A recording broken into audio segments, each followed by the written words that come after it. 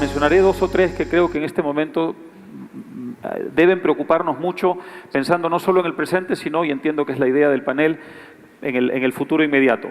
Un primer problema, que es evidentemente el más urgente, el más inmediato y el más dramático de todos, es cómo hacer que el sistema interamericano, que es un sistema que tiene previsto combatir a las dictaduras, esté en condiciones de aplicar aquello que en teoría se supone que defiende y representa. Todavía no hemos logrado que los instrumentos del sistema interamericano tengan una plena vigencia en América Latina. Es decir, me podría pasar la mañana haciendo una lista de todos los instrumentos que se tienen. Mucho antes que la Carta Interamericana existía la Carta Fundacional de la OEA. Basta leerse la Carta Fundacional para darse cuenta de qué manera flagrante ha sido violada por todos los países, algunos de ellos representados aquí. El artículo 9 de la Carta Fundacional, solo con aplicar el artículo 9 de la Carta Fundacional podríamos en América Latina combatir con cierta efectividad a esas dictaduras, para no hablar del artículo 20 y el artículo 21 de la Carta Interamericana, que son mucho más conocidos, y toda la Convención de Derechos Humanos que citó el presidente Quiroga hace un momento. De modo que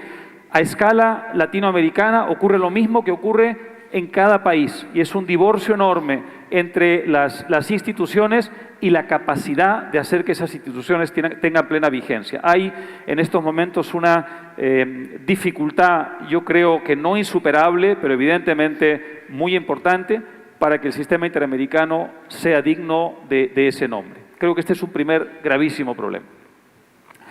Un segundo problema es el desafío que tenemos de que aquellos países que se han liberado momentáneamente del populismo tengan el éxito suficiente para dar razones a sus pueblos para perseverar en el camino que han elegido, es decir, para perseverar en un camino opuesto, antitético al populismo. Pienso, por ejemplo, en el caso de Argentina. El presidente Macri, con quien hemos tenido muchos de nosotros ocasión de estar, algunas veces desde que fue elegido, enfrenta un reto sumamente delicado, una herencia envenenada, que es la herencia del populismo, y por tanto el desafío de desmontar esa herencia, pero al mismo tiempo no puede actuar en el vacío. Evidentemente actúa frente a una oposición que es muy poderosa, a pesar de lo dividida, lo desprestigiada que está, y que además tiene una vieja tradición de acabar con gobiernos democráticamente elegidos, ¿no es cierto? Como todos sabemos, desde el siglo XIX, que no había un gobierno no peronista que era capaz de terminar su mandato. Todo, por supuesto, hace suponer que el presidente Macri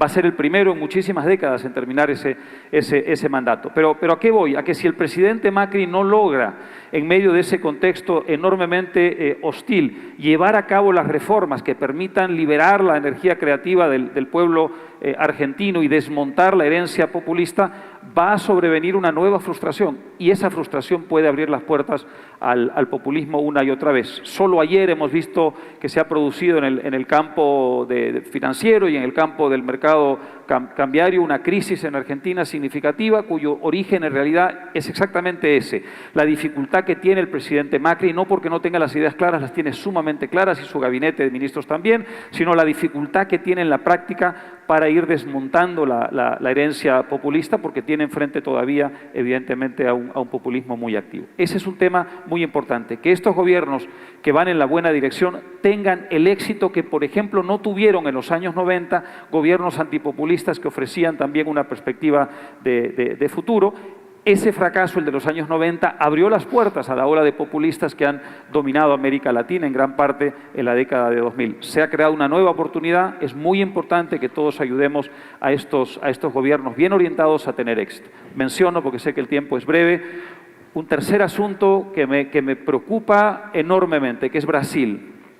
Brasil es la gran potencia sudamericana y en cierta forma la gran potencia latinoamericana. Es una economía de casi 2 billones de dólares, 2 trillones en inglés, y evidentemente su peso desde el punto de vista político, geopolítico, económico, demográfico, es enormemente gravitante. Lo que pase o deje de pasar en Brasil nos interesa a todos. En Brasil hay razones para un optimismo moderado, pero solo moderado. Evidentemente Brasil también padeció los estragos del populismo dentro del sistema democrático, a diferencia de otros de los países aquí representados, obviamente Venezuela también, pero es un país que se condujo dentro del sistema democrático de un modo tremendamente irresponsable desde el punto de vista de la administración pública, por razones éticas evidentes y también por razones de muy mala gestión contaminada esencialmente por el populismo. Se produce una reacción popular, una reacción muy importante que empieza en la base social y que luego tiene una repercusión casi inmediata en una élite judicial, en una instancia muy importante que en otras partes de América Latina no cumplió su rol,